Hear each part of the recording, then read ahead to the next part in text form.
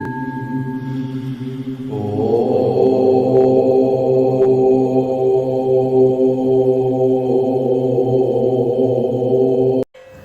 निमंत्रण आपको गजानंद सरकार, मेरा कीर्तन सफल बना दो, कर लो विनती स्वीकार।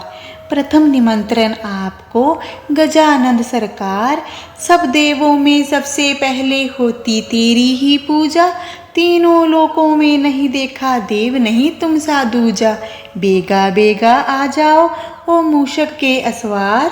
प्रथम निमंत्रण आपको गजानंद सरकार, कोडिन को देते काया, यम कुबेर दिग्पालों ने भी भेद तुम्हारा ना पाया। तेरी तीन लोक में महिमा गूंजे है जय जयकार। प्रथम निमंत्रण आपको गजानंद सरकार, रिद्धि और सिद्धि के दाता, आकर मान बढ़ा जाओ। प्रेम भाव से करे प्रार्थना, आकर भोग लगा जाओ। क्या सोच रहे मन के मोजी, अब कैसा सोच विचार। प्रथम निमंत्रण आपको गजानंद सरकार, प्रथम निमंत्रण आपको गजानंद सरकार। जय श्री गणेश जी की। आप सभी परम भक्तों को जय श्री सीताराम, जय श्री राधे श्याम। आप सभी भक्तों के लिए परम दिव्य शक्ति वैशाख मास की सबसे बड़ी चौथ पर श्री गणेश जी की कथा महात्म्य और माता चौथ की कथा और आरती लेकर उपस्थित है। आज के पवित्र दिन श्री गणेश जी की कथा करने और माता चौथ की कथा करने का विधान है। जो भी व्यक्ति सच्चे मन के साथ इन कथाओं का श्रवण करता है, उसे गौदान से भी अधिक फल प्राप्त होता है, सुख सौभाग्य मिलता है और अखंड सुहाग का आशीर्वाद मिलता है। तो आइए भक्तों, हम सबसे पहले संकष्टी चतुर्थी व्रत कथा और महात्म्य करेंगे। उसके बाद चौथ माता जी की कथा और आरती करेंगे। जय श्री गणेश जी की, जय चौथ माता जी की। भगवान श्री कृष्ण जी युधिष्ठिर जी को इस व्रत की महानता के बारे में बताते हुए कहते हैं कि प्राचीन काल में रंती देव नामक प्रतापी राजा थे। राजा की मित्रता यम, कुबेर और इंद्र आदि देवों से थी। उनके ही राज्य में धर्मकेतु नामक एक ज्ञानी ब्राह्मण रहते थे। उनकी दो पत्नियां थी, एक सुशीला और दूसरी चंचला। सुशीला कोई न कोई व्रत किया करती थी, जिससे उसका शरीर दुर्बल हो गया। वही चंचला कोई व्रत नहीं करती थी और भरपेट भोजन किया करती थी। कुछ दिनों बाद सुशीला को शुभ लक्षणों वाली एक कन्या हुई और चंचल को पुत्र रत्न की प्राप्ति हुई। कन्या की शुभता देखकर चंचल सुशीला को ताना देने लगी, अरे सुशीला, तुमने इतने व्रत और उपवास किए हैं, जिसकी वजह से तुम्हारा शरीर जर्जर हो गया, फिर भी एक कृषकाय कन्या को जन्म दिया। मुझे देख, मैं कभी व्रत आदि के चक्कर में ना पड़कर हृष्ट पुष्ट बनी रही और वैसे ही बालक को भी जन्म दिया है। चंचला की बातें सुशीला के हृदय में चुभने लगी। वैशाख चतुर्थी के दिन सुशीला ने पूरे भक्ति भाव के साथ संकट नाशक गणेश चतुर्थी का व्रत किया। व्रत से प्रसन्न होकर गणेश जी ने दर्शन दिए। श्री गणेश जी ने आशीर्वाद देते हुए कहा कि हे सुशीला, तेरी कन्या के मुख से मोती और मूंगा प्रवाहित होती रहेंगी और तुझे वेद शास्त्र वेता एक पुत्र भी होगा। वरदान को देने के बाद श्री गणेश जी अंतर्ध्यान हो गए। वरदान के बाद कन्या के मुंह से मोती और मूंगा झड़ने लगे और कुछ दिनों बाद एक पुत्र की प्राप्ति भी हुई। उसके कुछ दिनों बाद ही धर्मकेतु का स्वर्गवास हो गया। उनकी मृत्यु के उपरांत चंचला घर का पूरा धन लेकर दूसरे घर में जाकर रहने लगी, लेकिन सुशीला पति के घर में रहकर ही पुत्र और पुत्री का पालन पोषण करने लगी। कन्या की वजह से सुशीला के पास काफी धन एकत्रित हो गया, जिस वजह से चंचला सुशीला और उसके परिवार से ईर्ष्या करने लगी। एक दिन हत्या के उद्देश्य से चंचला ने सुशीला की कन्या को कुएं में धकेल दिया। कुएं में श्री गणेश जी ने सुशीला की कन्या की रक्षा की और वापिस माता जी के पास भेज दिया। कन्या को जीवित देखकर चंचला का मन दुखी हो गया। वह सोचने लगी कि जिसकी रक्षा स्वयं ईश्वर कर रहे हैं, उसे कौन मार सकता है। इधर सुशीला अपनी पुत्री को पुनः प्राप्त कर प्रसन्न हो गई। उसने श्री गणेश जी को धन्यवाद किया और प्रार्थना करी कि हे प्रभु, दोनों कुलों का उद्धार करें। श्री गणेश जी की कृपा से चंचला सुशीला की कन्या के चरणों में नतमस्तक हो गई और अपने किए की माफ़ी मांगने लगी। उसने श्री गणेश जी को धन्यवाद किया और प्रार्थना करी कि हे प्रभु, दोनों कुलों का उद्धार करें। श्री गणेश जी की कृपा से चंचला सुशीला की कन्या के चरणों में नतमस्तक हो गई और अपने किए की माफ़ी मांगने लगी। चंचला ने सुशीला से कहा कि सुशीला, तुम बहुत दयावान हो, मुझे क्षमा कर दो, तुम्हारे जैसा धर्मी और कर्मी कोई नहीं है। सुशीला और चंचला दोनों फिर से एक साथ रहने लगी। जिसकी रक्षा स्वयं भगवान करते हों, उसका मनुष्य क्या बिगाड़ सकता है। इसके बाद चंचला ने भी वैशाख मास के कृष्ण पक्ष की चतुर्थी तिथि का व्रत किया। दोनों ने मिलकर श्री गणेश जी की पूजा अर्चना करी। श्री गणेश जी की कृपा से दोनों परिवारों के बीच सब सही हो गया। जिस पर गणेश जी की कृपा होती है, उसके शत्रु भी मित्र बन जाते हैं। भगवान श्री गणेश जी ने जिस प्रकार सुशीला की मदद की, उसी तरह वे सबकी मदद करें, हमारी यही श्री गणेश जी के चरणों में प्रार्थना है। जय श्री गणेश जी की कथा समाप्त हुई। चौथ माता की कथा प्रेम पूर्वक शुरू करेंगे। एक गांव में एक सेठ और सेठानी थे। उनके एक बेटा और उसकी बहू थी। वह बर्तन मांजकर पानी डालने नीचे जाती तो अड़ोस पड़ोस की औरतें उससे पूछा करती, आज खाने में क्या खाया? तो वह कहती, बासी कुसी तरबासी। एक दिन जब वह बर्तन मांजकर पानी फेंकने नीचे गई तो रोजाना की तरह औरतों ने पूछा कि आज तूने खाने में क्या खाया? तो उसने हमेशा की तरह वही उत्तर दिया, बासी कुसी तरबासी। उस दिन सेठ के बेटे ने नीचे उतरते हुए उसकी यह बात सुन ली और मन में सोचने लगा, अभी तो यह ताज़ा भोजन करके आई है, फिर भी इसने दूसरों को बासी कुर्सी क्यों बताया। दूसरे दिन उसने माँ से कहकर खीर खांड का भोजन बनवाया। माँ, बेटा और बहू तीनों ने बड़ी प्रसन्नता के साथ भोजन किया। बहू बर्तन मांजकर पानी को नीचे डालने गई तो पीछे पीछे उसका आदमी भी गया। आज भी हमेशा की तरह औरतों ने पूछा, आज क्या खाकर आई हो? तब उसने हमेशा की तरह वही उत्तर दिया, बासी कुसी तरबासी। उसके आदमी को बहुत गुस्सा आया, आज तो मेरे सामने खीर खांड का भोजन किया है, फिर भी यह बासी कुसी बता रही है, इसमें क्या रहस्य है? इस बात को समझने के लिए वह रात का इंतजार करने लगा।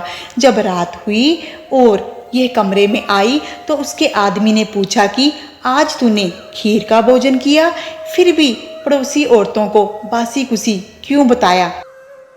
तब बहू मुस्कुराकर बोली कि आपके दादा परदादाओं की कमाई है तो वह बासी कुसी हुई या नहीं। ये सुनकर उसने प्रदेश जाने की सोच ली और सुबह उठकर माँ से बोला, माँ, मैं कमाने के लिए प्रदेश जाऊंगा। माँ ने कहा, अपने पास बहुत धन है, तुझे प्रदेश जाने की क्या आवश्यकता है। लेकिन बेटे के जिद करने पर माँ ने प्रदेश जाने की स्वीकृति दे दी। वह कमाने के लिए प्रदेश चला गया। वहाँ उसे एक सेठ के यहाँ नौकरी मिल गई। कुछ ही समय में वह सारा कामकाज करने लग गया। सेठ अपना सारा कारोबार उसे सौंपकर स्वयं तीर्थ यात्रा के लिए चला गया। इधर सास ने बहू से ये कहा हुआ था कि दिए की बुझाए तो चूल्हे की मत बुझाना और चूल्हे की बुझ जाए तो दिए की मत बुझने देना। लेकिन एक दिन दोनों अग्नि बुझ गई तो बहू पड़ोस में अग्नि लेने गई। उसने देखा कि वहाँ पड़ोस की औरतें किसी माता का पूजन कर रही हैं। यह देखकर उसने पूछा, आप किस माता का पूजन कर रही हैं? मुझे भी बताओ कि यह किसका व्रत है और इसके करने से क्या फल होता है। तो उनमें से एक बोली, हम चौथ माता का व्रत कर रही हैं, हम उनकी पूजा कर रही हैं। चौथ माता के व्रत करने से, पूजा करने से बिछड़ों का मिलन होता है, निपुत्रों को पुत्र प्राप्त होते हैं। इस पर बहू ने कहा कि मेरे भी पति को प्रदेश गए काफ़ी समय हो गया है, मैं भी चौथ माता का व्रत करना चाहती हूँ। लेकिन मेरी सास मुझे बाहर आने को नहीं देती। तब मुझे कैसे पता लगेगा कि चौथ माता का व्रत आया है। इस पर औरतों ने कहा कि तुम रोजाना एक डिबिया में गेहूं का दाना रखती जाना। जिस दिन 30 दाने पूरे हो जावें उसी दिन व्रत रख के शाम को चौथ माता की पूजा अर्चना करना। चंद्रमा को अर्घ देकर खाना खा लेना। साहूकार की बहू कहे अनुसार व्रत करने लगी। व्रत करते करते काफ़ी समय बीत गया तो चौथ माता ने सोचा कि यदि इसकी नहीं सुनी तो कौन पूजा अर्चना करेगा, कौन व्रत रखेगा।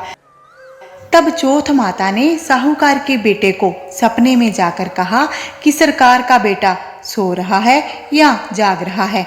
उसने कहा, ना सो रहा हूँ ना जाग रहा हूँ, चिंता में पड़ा हूँ। इस पर चौथ माता ने कहा कि अब चिंता छोड़ दे और घर जाकर सबकी सुध ले। तब साहूकार के बेटे ने कहा कि मैं घर कैसे जाऊं, मेरा तो कारोबार बहुत फैला हुआ है। तब चौथ माता ने कहा, सुबह उठकर नहा धोकर दुकान जाकर चौथ बिंदायक जी का नाम लेकर घी का दीपक जलाना, तेरा सारा काम सुलझ जाएगा। सुबह उठकर साहूकार के बेटे ने ठीक वैसा ही किया। देखते ही देखते सारा हिसाब किताब हो गया और उसने घर जाने की तैयारी कर ली। घर को रवाना हुआ तो रास्ते में एक सांप जा रहा था तो उसने सांप को सिसकार दिया। सांप ने गुस्से में आकर कहा कि मैं तो अपनी 100 साल की उम्र पूरी करके मुक्ति पाने जा रहा था, तूने बाधा डाल दी, अब मैं तुझे डसूंगा।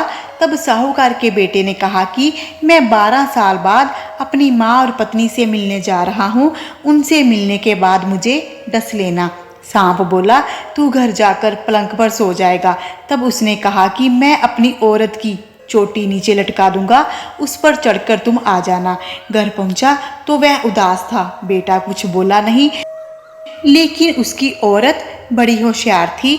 सब बात पता करके उसने कमरे की एक सीढ़ी पर दूध, दूसरी पर चूरमा, बालू, रेत, इत्र, फूल आदि 7 सीढ़ियों में 7 वस्तु रख दी और आधी रात को फुफकारता हुआ सांप आया और सब वस्तुओं का आनंद लेकर खुश हुआ, लेकिन वचनों से बंधा हुआ था, सो डसने को तैयार हो गया।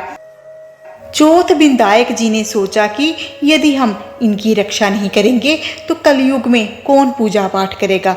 तब चौथ माता तलवार बनी, बिंदायक जी ढाल बने और जैसे ही सांप डसने लगा तो उसे मार दिया। साहूकार के बेटे को नींद नहीं आ रही थी।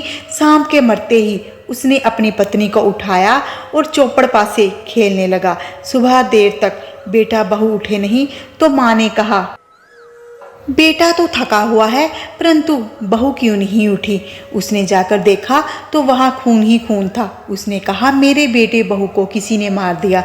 परंतु तब बेटा बोला, माँ हम ठीक हैं, ये हमारे दुश्मन का खून है, यहाँ पर आप सफाई करवा दो तब हम आएंगे। माँ ने वहाँ सफाई करवाई, वे बाहर आए। तब बेटा बोला कि माँ आपने कौन सा पूजा पाठ किया था, कौन सा व्रत किया था जो ऐसा पुण्य फल मिला हमें।